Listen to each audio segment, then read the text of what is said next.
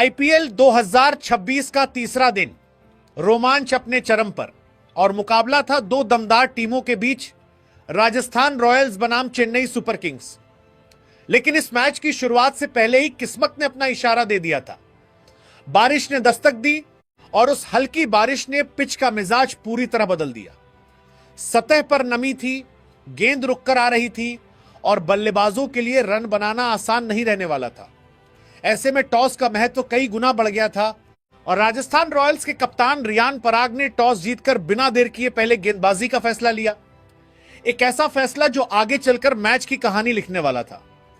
जैसे ही Chennai super Kings की opening जोड़ी मैदान में उतरी, उम्मीदें थीं कि वे संभलकर शुरुआत करेंगे, लेकिन सामने थे राजस्थान के घातक गेंदबाज जोफ्रा आर्चर और बर्गर, जिन्होंने पहले ही ओवर से अपना इरादा साफ कर दिया कि आज बल्लेबाजों को सांस लेने का मौका नहीं मिलेगा। वहीं बर्गर की स्विंग और उछाल ने बल्लेबाजी क्रम की नींव हिला दी। संजू सैमसन, जो आक्रामक अंदाज के लिए जाने जाते हैं, सिर्फ 7 गेंदों पर 6 रन बनाकर चलते बने और उनके आउट होते ही चेन्नई के डगआउट में चिंता की लकीरें साफ दिखने लगी। दूसरी ओर ऋतुराज गायकवाड़, जिनसे एक बड़ी पारी की उम्मीद थी, वो भी सिर्फ 11 गेंदों पर 6 रन बनाकर पवेलियन लौट गए। शुरुआत इतनी खराब थी कि चेन्नई का स्कोरबोर्ड जैसे जम सा गया था। तीसरे नंबर पर आए आयुष मात्रे तो खाता भी नहीं खोल सके और पहली ही गेंद पर बर्गर का शिकार बन गए। ये वो पल था जब राजस्थान रॉयल्स पूरी तरह मैच पर हावी हो चुकी थी। हर गेंद के साथ दबाव बढ़ता जा रहा था और चेन्नई के बल्लेबाज उस दबाव में टूटते नजर आ रहे थे।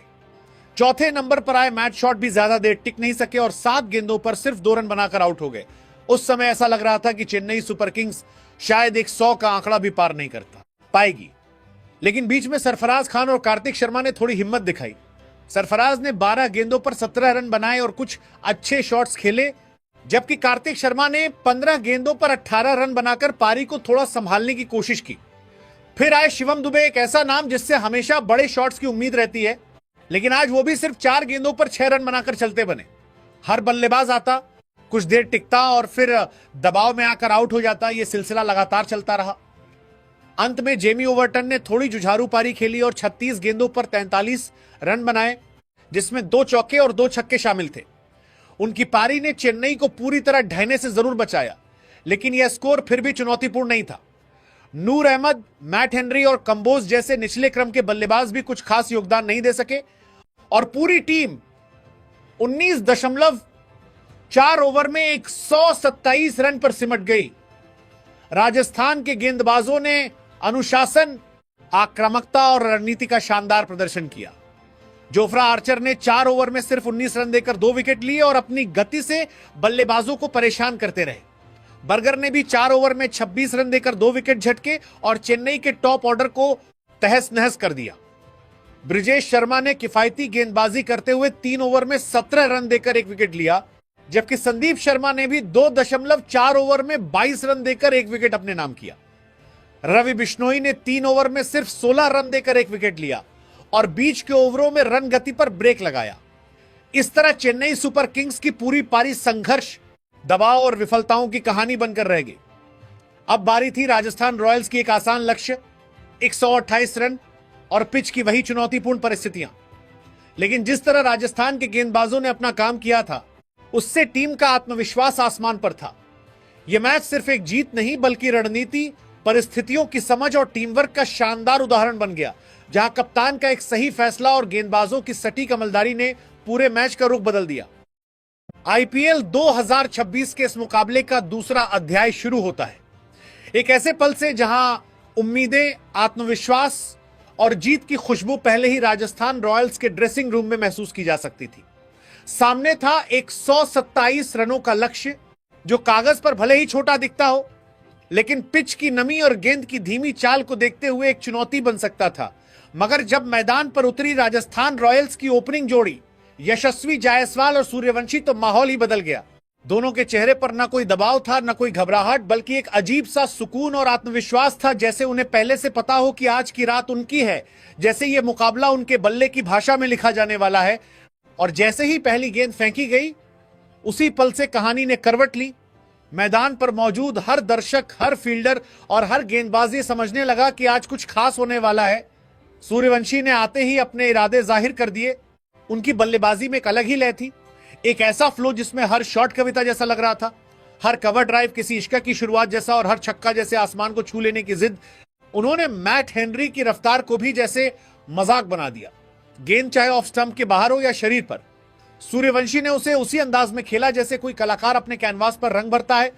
वहीं दूसरी तरफ यशस्वी जायसवाल ने भी उनका भरपूर साथ दिया। यह साझेदारी सिर्फ रन नहीं बना रही थी, बल्कि एक कहानी लिख रही थी, एक ऐसा रिश्ता जो मैदान पर बनता है जहां दो खिलाड़ी बिना कुछ कहे एक दूसरे की सोच को समझते हैं, एक दूसरे के इरादों को पढ़ते हैं और उसी तालमेल के साथ खेलते हैं। खलील अहमद और कंबोज जैसे गेंदबाज, जिनसे उम्मीद थी कि वो पिच की मदद लेकर कुछ असर डालेंगे, वो भी इस तूफान के सामने बेबस नजर आए। हर ओवर के साथ चेन्नई सुपर किंग्स की उम्मीदें कम होती जा रही थी और राजस्थान का आत्मविश्वास बढ़ता जा रहा था। पावर प्ले के 6 ओवर जैसे किसी फिल्म का सबसे खूबसूरत हिस्सा बन गए थे, जहां हर शॉट तालियों की गूंज बनकर स्टेडियम में फैल रहा था।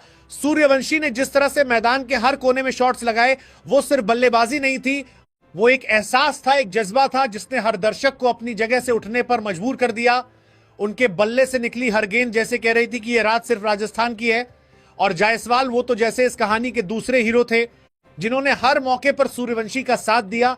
कभी स्ट्राइक रोटेट करके, कभी खुद आक्रामक होकर उन्होंने ये दिखाया कि जीत सिर्फ बड़े शॉट से नहीं, बल्कि समझदारी और साझेदारी से भी मिलती है। दोनों के बीच की केमिस्ट्री इतनी शानदार थी कि चेन्नई के कप्तान के पास कोई जवाब नहीं था।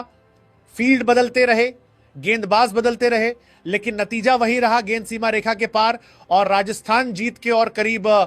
पावर प्ले खत्म होते होते यह मुकाबला लगभग एक तरफा हो चुका था और यह कहना गलत नहीं होगा कि मैच उसी वक्त खत्म हो गया था, बस औपचारिकता बाकी थी। जिस तरह से इन दोनों ने लक्ष्य का पीछा किया, वो किसी रोमांटिक कहानी से कम नहीं था, जहां हर पल खूबसूरत होता है, हर मोड़ पर एक नया जादू होता है और अंत में जीत उसी की होती है जो दिल से खेलता है। और फिर आया वो पल जिसने इस पूरे मुकाबले को एक यादगार कहानी में बदल दिया।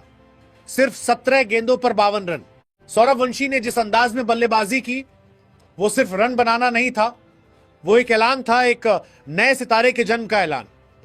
उनकी पारी में शामिल 5 गगनचुंबी छक्के और 4 शानदार चौके सिर्फ आंकड़े नहीं थे, बल्कि हर एक शॉट में छुपा था आत्मविश्वास, जुनून और वो निडरता जो बड़े खिलाड़ियों की पहचान होती है।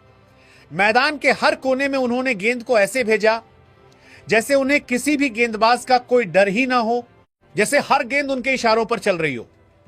उनकी टाइमिंग, उनका फुटवर्क और सबसे बढ़कर उनका एटीट्यूड, सब कुछ यह बता रहा था कि यह खिलाड़ी सिर्फ आज के लिए नहीं, बल्कि आने वाले कल के लिए बना है। स्टेडियम में बैठे दर्शक हर शॉट पर झूम उठते थे और हर छक्का जैसे उनके नाम का एक नया नारा बन जाता था। यह पारी सिर्फ एक तेज अर्धशतक नहीं थी, यह एक कहानी थी हौसले की, सपनों की और उस विश्वास की कि अगर इरादे मजबूत हों तो कोई भी मंच छोटा नहीं होता। जिस आत्मविश्वास के साथ सौरववंशी ने यह पारी खेली, उसने साफ इशारा दे दिया कि यह युवा बल्लेबाज आने वाले समय में भारतीय क्रिकेट टीम का एक चमकता हुआ सितारा बन सकता है। और अगर इसी तरह वो खेलते रहे तो वो दिन दूर नहीं जब पूरी दुनिया उनके नाम के चर्चे करेगी।